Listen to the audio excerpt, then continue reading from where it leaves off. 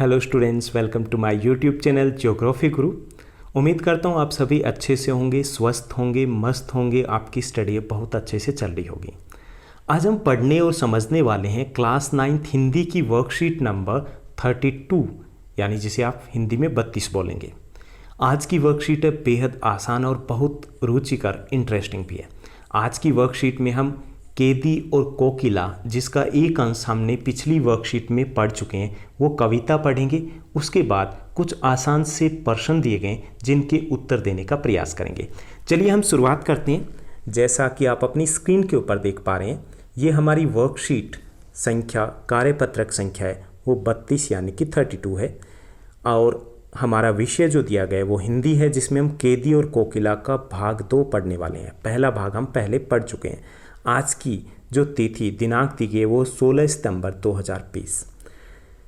यहाँ पर कवि माखनलाल चतुर्वेदी जी ने इन पंक्तियों में जब देश गुलामी की जंजीरों में जकड़ा हुआ था और वे खुद भी एक स्वतंत्रता सेनानी थे, जिस वजह से उन्हें कई बार जेल जाना पड़ा था।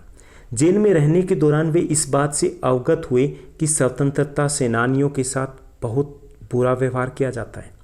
इसी सोच को जनता के सामने लाने के लिए उन्होंने कलम उठाई और एक कविता की रचना की, और उस कविता का नाम है केदी और कोकिला। तो उस केदी और कोकिला कविता है, उसके कुछ अंश यानी दूसरा भाग है वो यहाँ पर दिया गया है। तो इसको पहले हम समझेंगे कि ये क्या कह रही है कविता, उसके बाद हम प्रश्नों के उत्तर देंगे। तो पहले मैं कविता को पढ़ रहा हूँ, उसके बाद हम उसकी व्याख्या को समझने का प्रयास करेंगे। क्या हुई बावली अर्धरात्रि को चीखी, कोकिल बोलो तो किस दावानल की ज्वालाएं हैं दिखी। दावानल है जंगल की आग। कोकिल बोलो तो। यह कवि कह रहा कि क्या तुम पागल हो गई हो, जो इतनी आधी रात को इतने अंधेरे में चीख रही हो, इतने अंधेरे में बोल रही हो। कोकिल बोलो तो, क्या बात है, क्या कोई संदेश लेकर के आई हो या कोई समस्या है, क्यों बोल रही हो इस आधी रात को, इस अंधेरे में। किस दावानल की ज्वालाएं हैं दिखी। कोकिल बोलो तो, क्या तुमने जंगल में लगी हुई आग देख ली है। यहाँ पे जंगल में लगी हुई आग का अर्थ है अंग्रेजी सरकार की यातनाओं की तरफ है। क्या तुम जो यातनाएं, लोगों को तंग किया जा रहा है, भारतीयों को तंग किया जा रहा है, क्या उससे दुखी हो, इसलिए तुम आधी रात को बोल रही हो। क्या देख न सकती जंजीरों का गहना, हथकड़ियाँ क्यों ये ब्रिटिश राज का गहना। क्या तुम ये जंजीरों को देख करके, क्या तुम ये जो जंजीरों में लिपटे हुए हम भारतीय, उनको देख करके व्याकुल हो, दुखी हो, उदास हो। हथकड़ियाँ क्यों ये ब्रिटिश राज का गहना।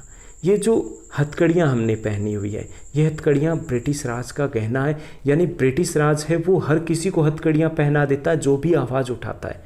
कोल्हू का चरक चूं जीवन की तान, मिट्टी पर उंगलियों ने लिखी है गान। कि कोल्हू क्या होता है, जिससे गुड़ निकाला जाता है और उसको बेल घुमाते हैं चारों तरफ।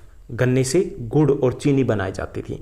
तो कोल्हू का चरकचू जीवन का तान, यहाँ पर जो केदी है, जो स्वतंत्रता सेनानी है, उनको कोल्हू के बेल की तरह काम किया जाता है, यानी उनके पेट के ऊपर रस्सी बांधकर कोल्हू है वो खिंचवाया जाता है। मिट्टी, जो गिट्टी पर अंगुलियों ने लिखे गान, जो गिट्टियाँ हैं यानी कि अंगुलियाँ हैं, वहाँ पर निशान पड़ गए हैं कोल्हू को चला करके। हूँ मोट खींचता लगा पेट पर जुआ, खाली करता ब्रिटिश अकड़ का कुआं। और उनके पेट पर रस्सियाँ बांध दी जाती है और रस्सियाँ बांध करके वो गोल गोल घूमते हैं, यानी कोल्हू को चलाते हैं। लेकिन देशभक्ति की ज्वाला अब भी ठंडी नहीं हुई है इन देशभक्तों में। वो कहते हैं कि इस तरीके से हम ब्रिटिश समाज की अकड़, ब्रिटिश लोगों की अकड़ है, उसका कुआं खाली करें। एक दिन इन अंग्रेज़ों को, इन ब्रिटिशर को झुकना पड़ेगा। दिन में करुणा क्यों जगे रुलाने वाली, इसलिए रात में गजब डहारी आली। कि दिन में भी ऐसी करुणा होती है, इतना कार्य करवाया जाता है, इतनी यातनाएं होती है कि अगर आप सुन लो तो शायद रोना आ जाए, कोई भी सुन ले तो रोना आ जाए। इसलिए रात में गजब डहारी आली। लेकिन तुम रात में क्यों ऐसे चीख रही हो, ऐसे रुदन कर रही हो। इस शांत समय में अंधकार को भेद रो रही हो क्यों। कि ये शांत समय है, रात को बिल्कुल शांति होती है, उस वक्त आप अंधकार को भेद रही हो, इतनी आवाज़ कर रही हो, क्यों रो रही हो, क्यों चीख रही हो। कोकिल बोलो तो, क्या बात है, क्या संदेश है, क्या कोई समस्या है?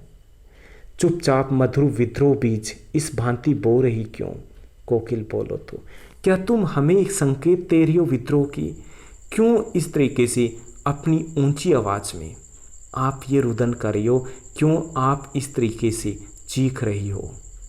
क्या तुम चाहती हो कि हम भी इस तरीके से अंग्रेजी सरकार के खिलाफ विद्रोह कर दें? कोकिल कुछ तो बोलो, कुछ तो बताओ। तो यहाँ पर जो कवि है वो कोयल के माध्यम से यहाँ पर स्वतंत्रता सेनानी है, उनकी आवाज़ को, उनकी व्याथा को हमें बता रहे हैं। तो ये यहाँ पर भावार्थ क्या है इन पंक्तियों का? इस तरह कवि ने जेल में कैद एक स्वतंत्रता सेनानी के मन की दशा का वर्णन किया है कि किस प्रकार कोयल यह गीत गा गा कर भारतीयों में देश प्रेम और देशभक्ति की भावना को मजबूत बनाना चाहती है, ताकि वे अंग्रेजों की जो परतंत्रता है, जो गुलामी है, उससे मुक्ति पा सके। यानी यहाँ पर कोयल प्रतीक है, वो आधी रात को शांति के समय में जो स्वतंत्रता सेनानी है उन्हें संदेश देना चाहती है कि हाँ, समय आ गया है विद्रोह करने का, अब समय आ गया है बिगुल बजाने का अंग्रेज़ों के खिलाफ। तो ये थी हमारी कविता, उसके अंश, और थोड़े से आसान शब्दों में हमने समझा कि इसका भाव क्या है। अब हम प्रश्नोत्तर की बात करेंगे। तो यहाँ पर आसान से कुछ प्रश्न दिए गए हैं। पहला जो हमारा प्रश्न दिया गया, कविता के आधार पर पराधीन भारत की जेलों में दी जाने वाली यातनाओं का वर्णन कीजिए। तो हमें बताना है कि उस वक्त जो कैदी होते थे उनको कौन सी यातनाएं दी जाती थी। उस समय जेलों में कैदी को भरपेट खाना भी नहीं दिया जाता था। कैदी को रहने के लिए एक तंग कोठरी दी जाती थी जिसमें ठीक से रोशनी भी नहीं पहुंचती थी। कैदी से कोल्हू चलवाया जाता था और पत्थर तुड़वाए जाते थे। कैदी को किसी से मिलने की इजाज़त नहीं थी। कैदी के लिए रोना भी मना था। उसके बाद दूसरा प्रश्न दिया गया कि भाव स्पष्ट करना है। हमें पंक्ति दी गई, हूँ मोट खींचता लगा पेट पर जुआ। जुआ होता है जो बेलों के गर्दन के ऊपर रखा जाता है। हूँ मोट खींचता लगा पेट पर जुआ, खाली करता हूँ ब्रिटिश अकड़ का कुआं। तो इनका भाव क्या है?